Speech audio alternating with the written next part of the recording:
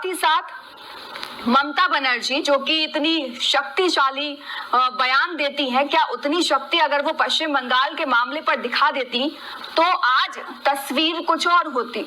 साथ ही साथ हमारे साथ दो खास मेहमान अभी फिलहाल जुड़ गए हैं। शांति प्रकाश जाटव हमारे साथ जुड़ गए हैं, वरिष्ठ पत्रकार, और साथ ही साथ कमालुद्दीन रजा प्रवक्ता कांग्रेस से हमारे साथ जुड़ गए हैं। आप दोनों का बहुत बहुत स्वागत है। और सबसे पहले शांति प्रकाश जी, आपके पास आते हुए जिस तरीके का बयान ममता बनर्जी के द्वारा दिया गया है कि अगर कोलकाता जलेगा तो सब जलेगा, क्या कहेंगे आप?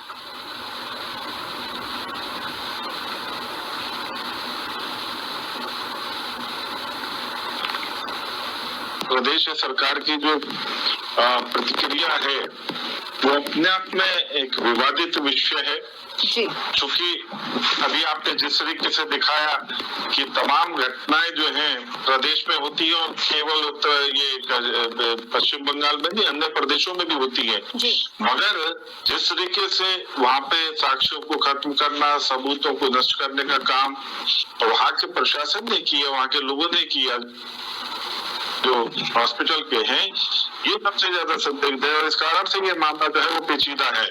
ये जितने भी आज प्रदर्शन हो रहे हैं वो इस कारण से हो रहे हैं कि वहां पर जिसने इस घटना को अंजाम दिया उन लोगों को बचाने का प्रयास जो है वहाँ के प्रशासन द्वारा, वहाँ की सरकार द्वारा, मैनेजमेंट द्वारा किया जा रहा है। इस कारण से वहाँ पर धरना भी हो रहे हैं, प्रदर्शन भी हो रहे हैं।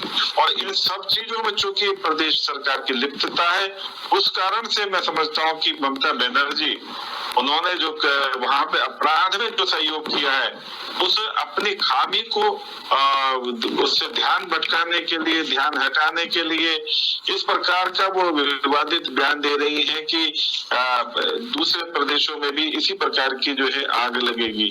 यानी वो कहीं ना कहीं अपने टीएमसी के वर्कर्स हैं और इंडिया अलायंस के जो वर्कर्स हैं उनको भड़काने की कोशिश कर रही है कि वहां पर किसी भी दूसरे प्रदेश में इस प्रकार की कोई घटना हो तो उसको बड़ा करके और इस प्रकार से वहां पर माहौल बनाया जाए ताकि वहां पर अराजकता हो। मैं समझता हूँ कि ये जो है एक सोची समझी उनका बयान है और कहीं ना कहीं अराजकता को पुष्ट करने का और उसको नेतृत्व देने की इनकी कोशिश है। ठीक है। बनर्जी ने जो कहा था उसका जवाब तो वहाँ सभी राज्यों के मुख्यमंत्रियों ने उनको दे दिया है। जी भाटी जी। शांत प्रकाश जी जो कि हमारा वरिष्ठ भाजपा नेता है, उनके पास आते हुए उन्होंने ये भी कहा था कि पीएम की कुर्सी गिरा देंगे, उसको लेकर आप क्या कुछ कहेंगे? देखिए, अगर आप इसको अभी जो बांग्लादेश में जो घटना हुई उसके साथ में थोड़ा सा यदि हम जोड़ करके देखें, जिससे कि कांग्रेस की तरफ से एक बयान आया था कि भारत में भी बांग्लादेश जैसी स्थिति पैदा हो सकती है। जाहिर सी बात है कि ये जो इंडिया अलायंस की तरफ से इस प्रकार का जो बयान आना, उसके तमाम छुटभैया नेताओं ने भी इस बात को जो है काफी बड़ा चढ़ा करके कहा है। तो मैं समझता हूँ कि इस प्रकार का एटमॉस्फेयर बनाना कि प्रधानमंत्री जी की गद्दी को हटा देना है, प्रदेशों में आग लगा देनी है, ये कहीं ना कहीं ये इंडिया अलायंस और इनकी जो पूरी टोली है डायरेक्शन की है ताकि जो है ये माहौल तैयार करना किसी भी हालत में, किसी भी सूरत में घटनाओं के ऊपर अराजकता करनी शुरू कर दी जाए और जो है कहीं ना कहीं सरकार को घेरने का प्रयास हो। हर एक प्रदेश में के पीछे इनका सीधा मकसद जो है वो यही है कि ये अपने उन गुर्गों को डायरेक्शन दे रही है कि इस प्रकार की गतिविधियां जो है इनमें दमखम है और ये करने की हो भी सकता है कि जो है ना ये लोग कोशिश कर रहे हो। कमालुद्दीन जी अब बोलिए, आपका टर्न आ गया। और सवाल मेरा ये है कि अगर नॉर्मल कोई व्यक्ति ऐसा बयान देता तो क्या उसको भी ऐसे ही छोड़ दिया जाता है? ऐसे मुख्यमंत्री को छोड़ दिया गया है?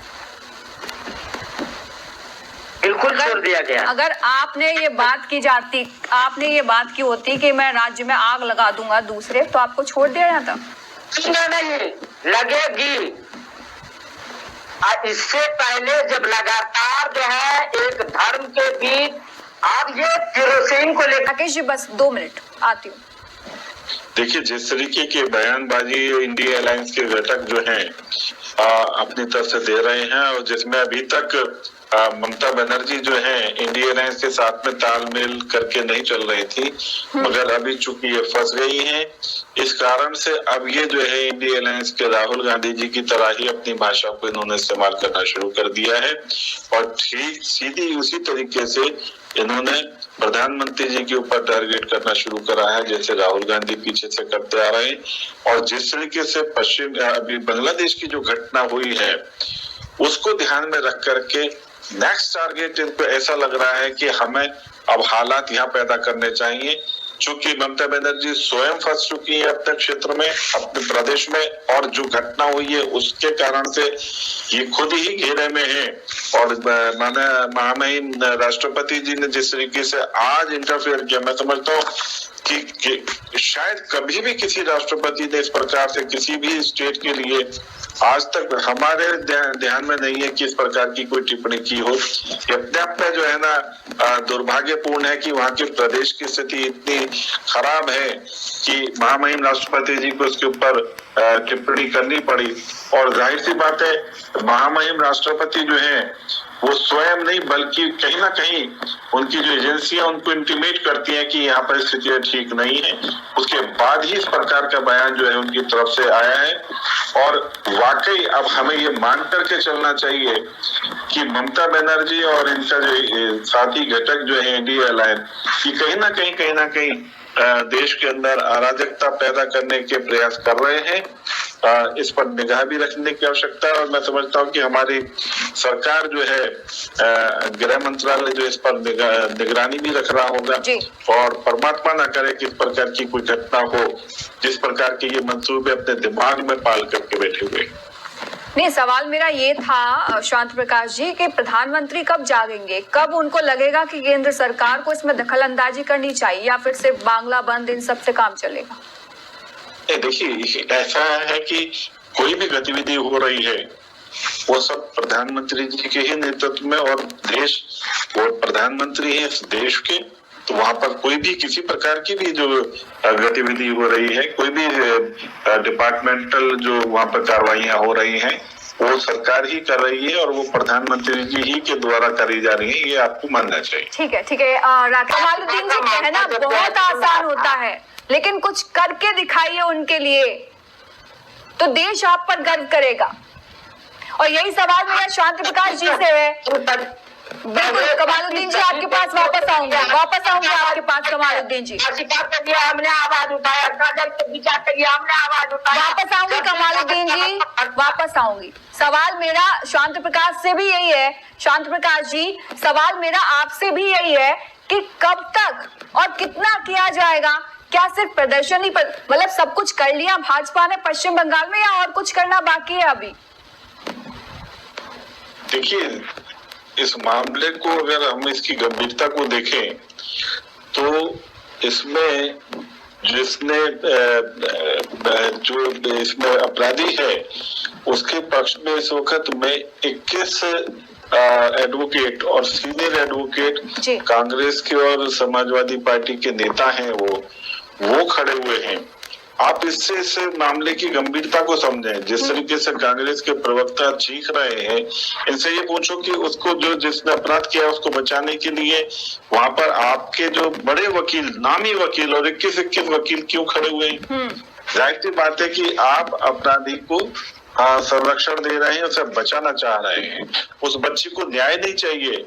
आपका मकसद है वहां पर जो अपराधी है उसको बचा करके ले जाना, और इस कारण से वहां पर सबको हम लोग जो है वहां पर जो धरना दे रहे हैं और प्रदर्शन बना रहे हैं, एजिटेशन कर रहे हैं, उसके पीछे कारण ये है क्योंकि इंडिया अलायंस के बड़े बड़े जो वकील हैं, एडवोकेट हैं, वो उस अपराधी के पक्ष में खड़े हुए हैं। ठीक है, अब ये जवाब तो नहीं मिलेगा शांत प्रकाश जी, क्योंकि ये जवाब मैं 4-5 डिबेट में मांग चुकी हूँ, मुझे अभी तक नहीं मिला है, और अभी भी पूछूंगी तो वो गोल गोल ही चला जाएगा, तो पूछने का कम है मेरे पास। कमालुद्दीन रजा जी, टाइम बहुत कम है मेरे पास। मुझे एकदम पर्टिकुलर टाइम मिलता है, कितने टाइम में मुझे चर्चा तक पहुंचना है, उसके रिजल्ट क्या होगा, क्या असर पड़ेगा उसका, वहां तक मुझे पहुंचना होता है, तो उसका थोड़ा सा बस ध्यान रख लिया कीजिए। लास्ट कमेंट शांत प्रकाश जी से, क्या आगे स्टैंड होने वाला है बीजेपी का? देखिए, जिस तरीके से घटनाक्रम चल रहा है और जो भी निर्णय मैं समझता हूँ कि 3-4 दिन के अंदर क्लियर हो जाएगा, और जब तक ये क्लियर नहीं होता है, क्योंकि जांच होगी और जांच के बाद में जो लगातार फिर उसके बाद तारीखें और ये सब चीजें होंगे, तो निर्णय आने में तो समय लगेगा, मगर कम से कम जो है एक तरफ पहुंचे ये मैटर सारा, तब तक तो मैं समझता हूँ कि हम लोगों को पूरा प्रयास करना चाहिए कि निष्पक्षता से हो, और वहाँ की सरकार जो है वो उस मैटर को किसी तरीके से, जैसे पीछे साक्ष्य मिटाने का प्रयास किया, प्रेशर बना करके माहौल को वहाँ के लोगों के ऊपर जो इन्वेस्टिगेशन कर रहे हैं उनके ऊपर दबाव से वो बचे रहें। सब चीज को ध्यान में रख करके हमें साथ देना पड़ेगा इन्वेस्टिगेशन टीम के साथ में, और जो न्यायपालिका का हमें उसका सम्मान करना है। वो जो भी निर्णय करेगा, मैं समझता हूँ न्यायपालिका भी ठीक से काम हो रहा है वहाँ पर, और जिस तरीके से सीबीआई को उन्होंने खुद ही तलब किया, तो उस बच्ची को ठीक है बचा तो नहीं सकते, मगर अपराधी को सजा जरूर मिल पाएगी। ठीक है, सवाल अभी भी यही बना हुआ है कि अपराधी को सजा कब तक मिलेगी। दिन पर दिन बीते जा रहे हैं लेकिन सजा का अता पता नहीं है। सियासत लेकिन जोरों पर है। आप तीनों का बहुत बहुत धन्यवाद एफएम न्यूज से जुड़ने के लिए। एक सार्थक चर्चा हमने की और ये जानने की कोशिश की कि आखिरकार ममता दीदी क्या